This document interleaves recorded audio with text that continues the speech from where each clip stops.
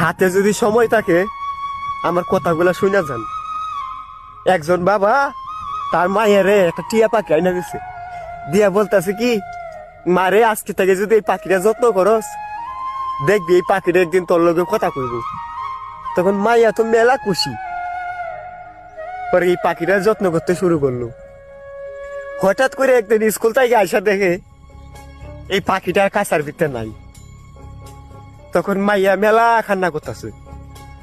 বাপে কাজের থেকে আইসে আয়া কইতেছে, কি রে মা তুই কান্না করতেছিস কেন? কই বাবা পাখিটা তো কাছার ভিতরে নাই। কই পাখিটা নাই কি হয়েছে, তোরে আমি আরেকটা পাখি কিনে আইনা দিব। কই বাবা পাখিটা ওই আরেকটা কিনে আইনা দিবা বুঝলাম, তবে এটা যে এত যত্ন করিয়া এত ভালোবাসা এতদিন বড়া পারলাম, এটার প্রতি তো আমার একটা মায়া জন্মায় গেছে। এই পাখিটা কি আর তুমি আইনা দিতে পারবা? পরে এইটা কইতেই বাবা একবার কান্না করে দিছে। পরে মাইয়ারে জিগাইতেছে, কি গো বাবা তুমি কান্না করতেছো কেন? কই মা রে তোরে এইটা বুঝানোর জন্যই আমি টিয়া পাখিটা আইনা দিছি। পরে কইতেছে কি, কই আমি তো কিছুই বুঝলাম না। কই মা দেখ, মাত্র 2-3 মাস এই পাখিটারে তুই যত্ন করছস, এই পাখিটার প্রতি তোর যত্ন ভালোবাসা মায়া জন্মায় গেছে। কিন্তু আমরা যে তোরে এই ছোট বেলাস থাকিয়া এতটা বড় করলাম, নিজে না খায় তোরে খাওয়াইলাম, নিজে না পুড়ে তোরে পড়াইলাম।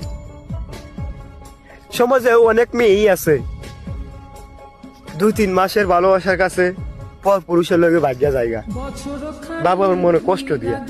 তখন যে একটা বাবা মার কতটুকু কষ্ট এটা একমাত্র তারা বাবা মারাই জানে। তখন মায়ের বুঝতে বাকি রইল না, বাপ পেরে জড়ায় ধরিয়া হাও মাও করে কান্না করা শুরু করছে। তখন বাপে কইতেছে, মা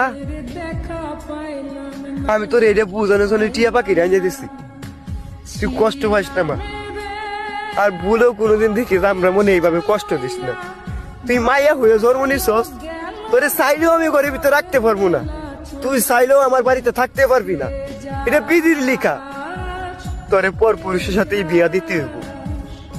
তাই মা কোনোদিনও এই কামরা করিস না। সমাজে অধিকাংশ মেয়ে এই আছে, এই 2-3 মাস একটা ছেড়ার সাথে কথা কইয়া বাবা মার মনে কষ্ট দিয়া ভাগ্যা জায়গা। তখন যে একটা বাবা মার কতটুকু কষ্ট হয় তা তোরে বুঝায় কইতে পারবো না। সবার কাছে অনুরোধ রইল, কেউ কোনোদিনও বাবা মার মনে কষ্ট দিয়া এই কাজটা করেন না।